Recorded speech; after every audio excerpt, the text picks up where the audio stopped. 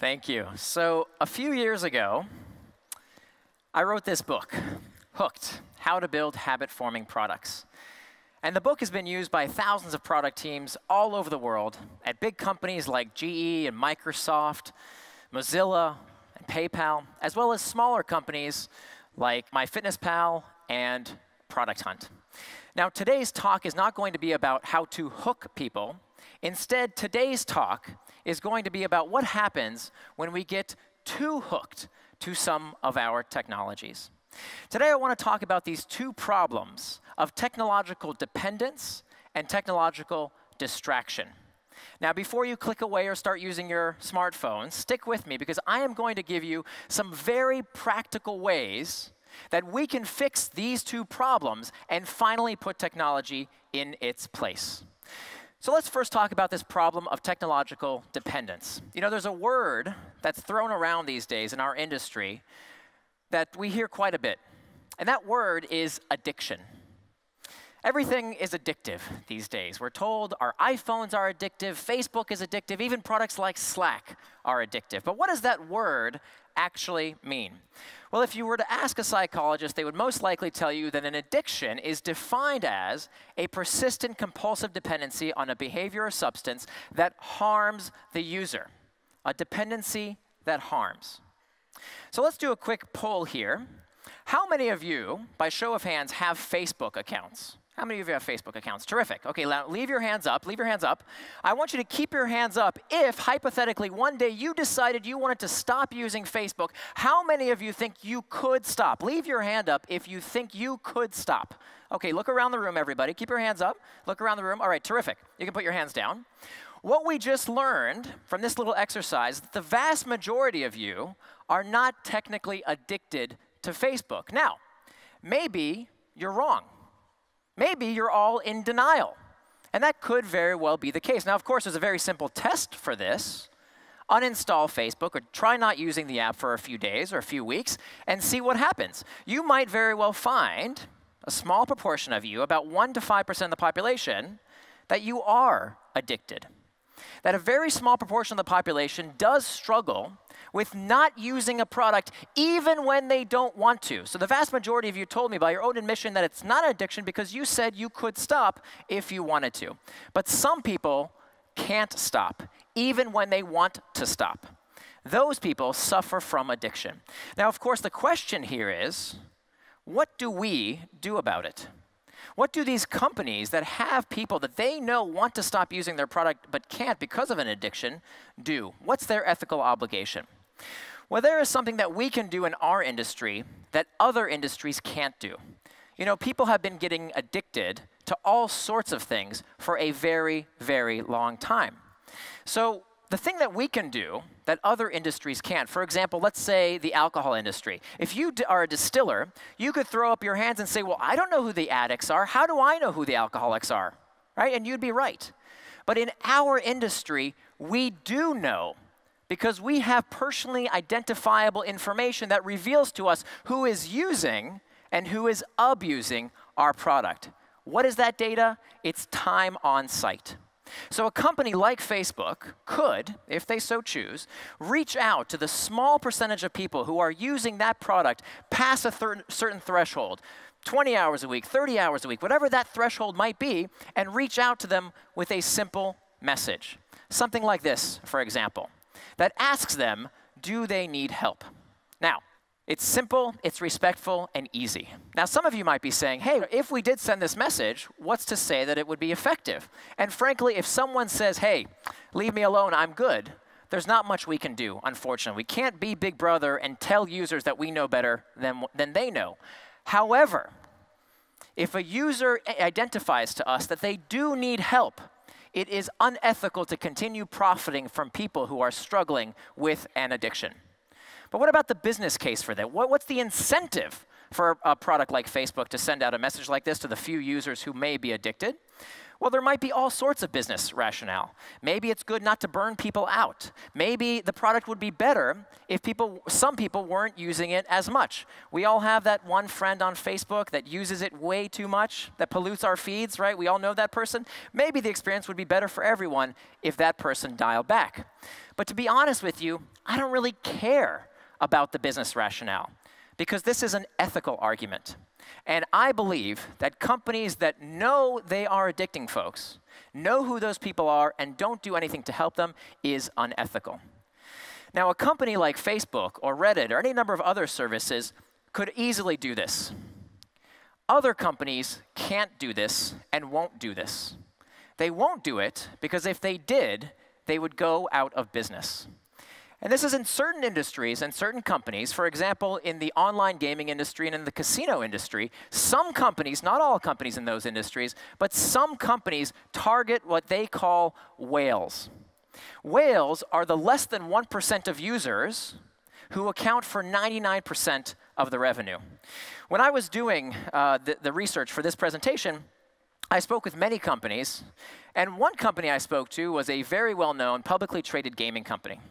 And I asked them, I said, look, do you ever hear from people who want help using your product less? And they said, yes, frequently. We get calls from people who tell us, hey, I want you to deactivate my account, and I want you to blacklist me so I don't keep using this product. And I thought, wow, that's fantastic. That's a very ethical thing to do. You've identified the addicts, and you've helped them stop using your product. But here's what I heard afterwards. That when those same people came back to this gaming company and wanted to keep playing, the gaming company welcomed them with open arms. That's not right.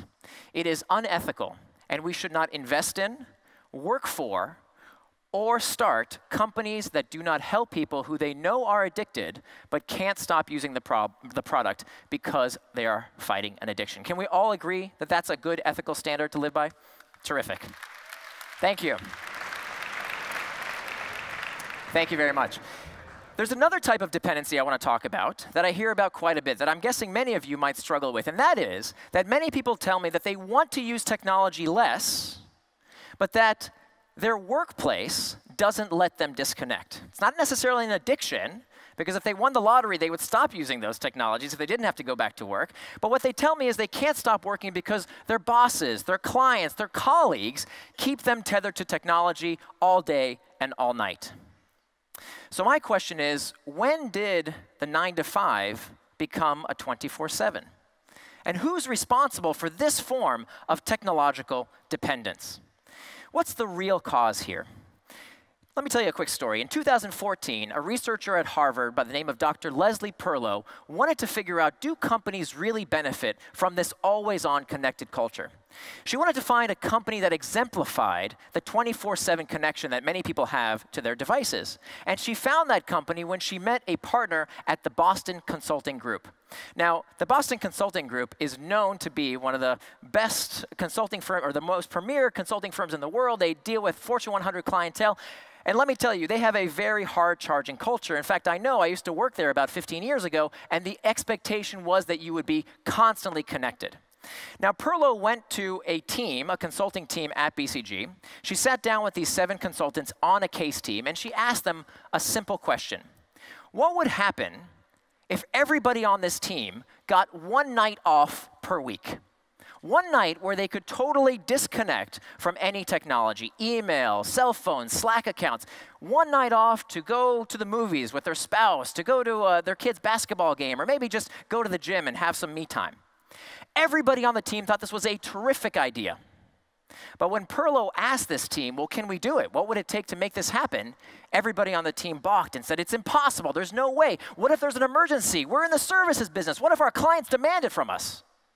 Basically, they came up with every excuse in the book. Leslie Perlow asked this case team to think of this as a challenge. Think of it as something that, after all, being in the consulting business, what would they answer to one of their clients who wanted to institute this change? And what she discovered was that the real problem wasn't the technology per se, it was lack of open communication.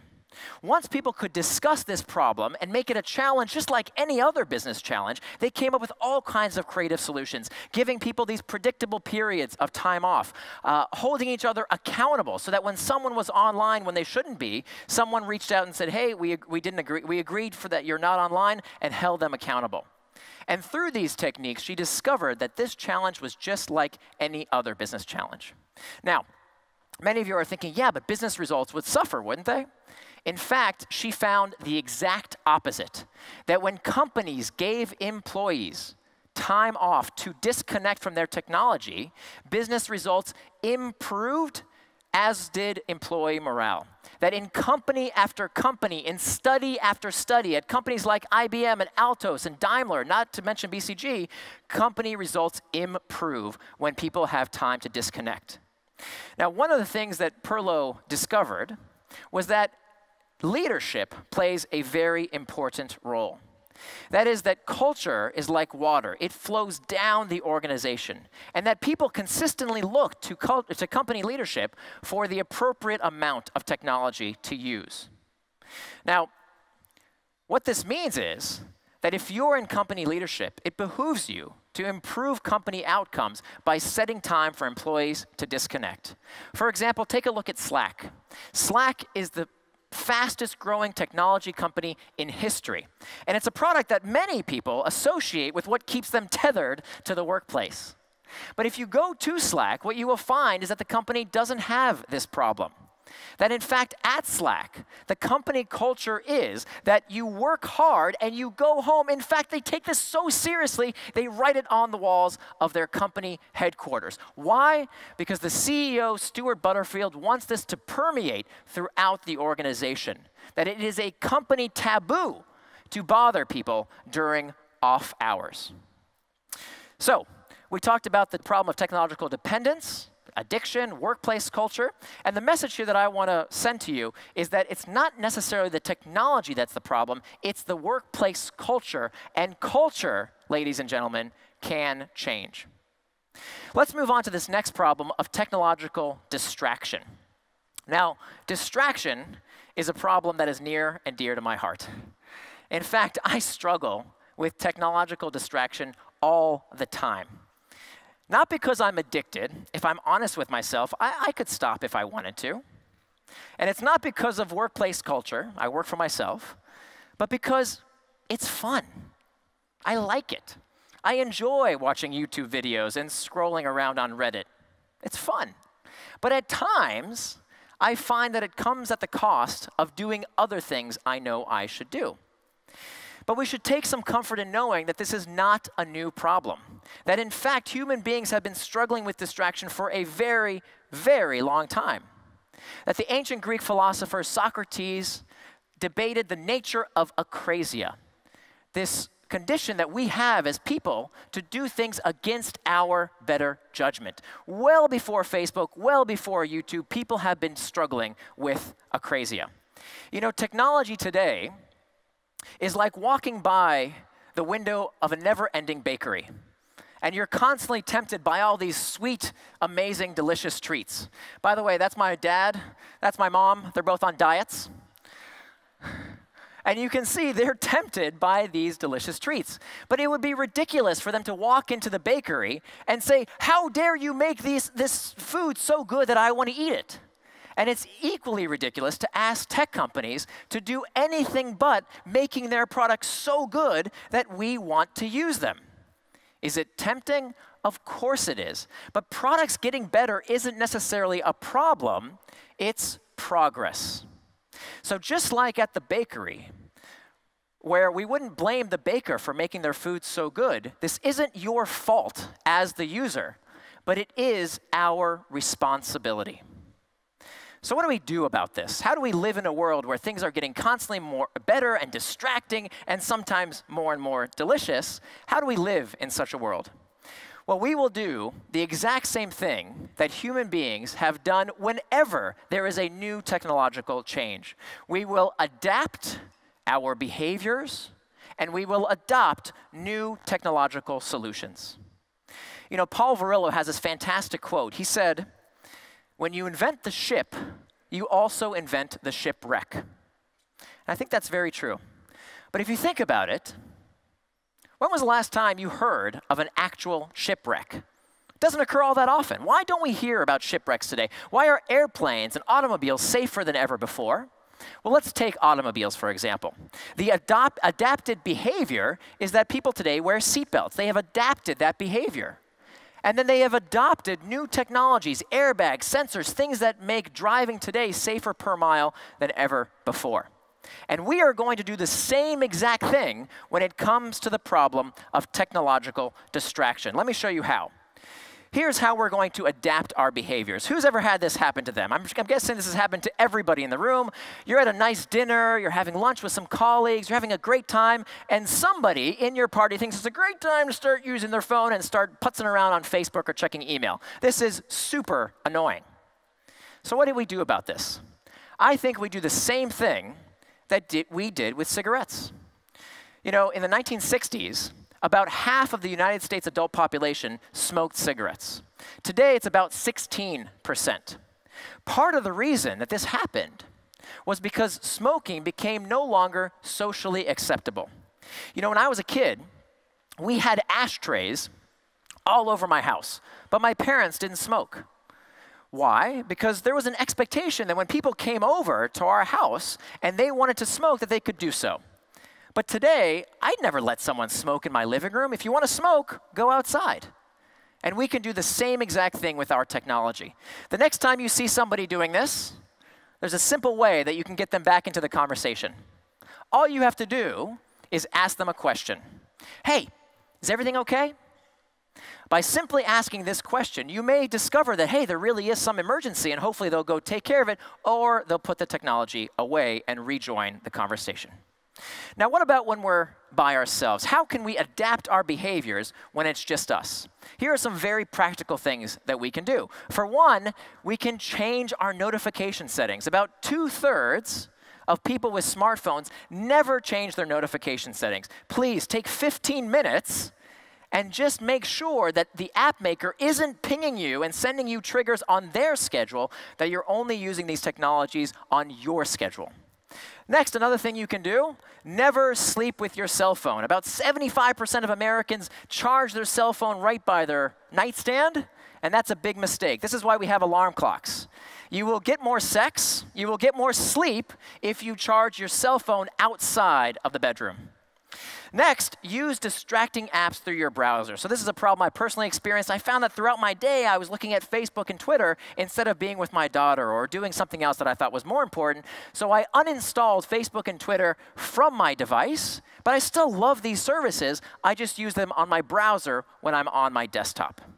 And finally, we want to break the hook. The same thing that I talk about in my book about how to build habit-forming products can work in reverse. To stop behaviors you don't want to keep doing, to break habits that don't serve you, we want to add some more friction by logging out of an app that doesn't serve us or burying that app within folders, just adding a bit of friction to help us use that technology less. So that's how we can adapt our behaviors. Let's talk about how we can adopt new technologies. You know, for most people, logging on to Facebook, the first thing that they see is this news feed, which is algorithmically designed to keep you scrolling and scrolling and scrolling. But there's nothing that says we cannot adopt new technologies to fix what's wrong with today's technology. So when I look at Facebook, this is what my Facebook news feed looks like. Because I use a free Chrome extension called Facebook Newsfeed Eradicator. Totally free, anyone can use it. I still love using Facebook, but when I check my individual friends' accounts, I can see everything they have to show me, but I don't want to see that newsfeed because I know it's designed to keep me coming back, and that doesn't serve me. So I've decided to eradicate it. Here's another solution. This is how most people's YouTube looks. And if you've read my book, you know that all those things on the side there are triggers that are designed to bring you back, to keep you watching the next video and the next video and the next video. But you don't have to put up with that because there's another free Chrome extension that allows you to eradicate those ads and those other videos. This is called YouTube DF. YouTube DF stands for YouTube Distraction Free. Again, a free Chrome extension. Here are some more examples of technology fighting technology. these services like Pocket Points, which rewards you for having time away from distracting services, or Freedom or Rescue Time. Here's a simple solution. In my home, we bought ourselves a $10 outlet timer that every evening at 10 p.m. shuts off our internet router. Right? How simple is that? And there are literally thousands of apps in the iOS App Store, in the Android App Store that do exactly this, that help you gain control over your technology use. The message I want to leave you with is that you are not powerless. A lot of technology critics today are getting a lot of buzz because they're calling technology irresistible. They're telling us that it's hijacking our brain. And I think that is the worst thing that you can believe. Because believing it makes it so. In 2015, there was a fantastic study of alcoholics that found that alcoholics were much more likely to relapse after treatment if they believed they were powerless to fight their addiction. In fact, these alcoholics' belief of their powerlessness was as much of a factor as the physical dependency itself. Think about this for a minute. With alcoholics, their beliefs of their powerless was as much of a factor as the alcohol dependency itself.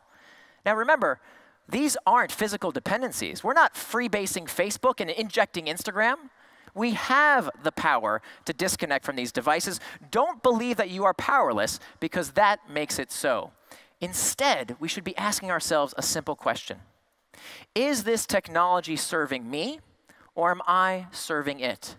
Opening ourselves up to the answers to this question can help us put technology in its place. Now today, I've talked about just 2 problems of technology. There are many, many other problems of technology, but for these 2 solutions of technological dependence and technological distraction, there are some simple solutions that we can do in our industry to fix these problems. First and foremost, we need to identify the addicts and offer them help to disconnect from these services that they don't want to use. Next, as employers, we should build in time for employees to disconnect. Our business results will improve, and so will employee satisfaction. And as users, it's our responsibility to understand that first and foremost, we are not powerless. And to ask ourselves this critical question of, is the technology serving me, or am I serving it? And then finally, to adapt our behaviors and adopt new technological fixes to fix the bad aspects of the last generation of technology. You know, Kevin Kelly once told me that 99% of our problems and solutions come from technology. And I think that's very true and very exciting. Because what this means is that there are limitless opportunities out there. You know, the real problem is not that a few companies have figured out how to suck us in. The real problem is that far too much technology out there just plain old sucks. Because the vast majority of people in this room, the people in our industry, we don't want to make products that harm people. We don't want to addict people. That's bad for our souls, and it's bad for business. Instead, we want to help people live better lives. We want to help them connect with others, live healthier lives, exercise more, save money. And that's where building habit-forming technologies is not only a business opportunity, it's a business imperative as well as an ethical guideline. And that's where you come in. You know, there has never been a better time to have a bigger impact. The products and services that you're making touch more people's lives than ever before. The future is yours. Make it a future that you want to see. Thank you very much.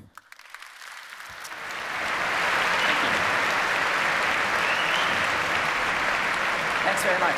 I have a quick request for you. Can everybody hold up their phones for a quick second? Hold up your phones for me. I have to get a picture of this for my Instagram account. You guys are such a beautiful audience. Hold them up high. Beautiful, beautiful. The other reason I asked you to hold up your phones is because I'd really love for you to go to this URL, www.opinion2.us. Now that you have the phone in your hand, I would love your feedback. This is a brand new talk. I would love to know what you think, what you liked, what you didn't like. I will read every single one of your comments. And as a little incentive to get you to take this little survey, it'll only take you 30 seconds. When you click on the survey after you submit it, you'll be given a link to my SlideShare page where you can get all the slides you just saw. So thank you very much. Thank you, Nir.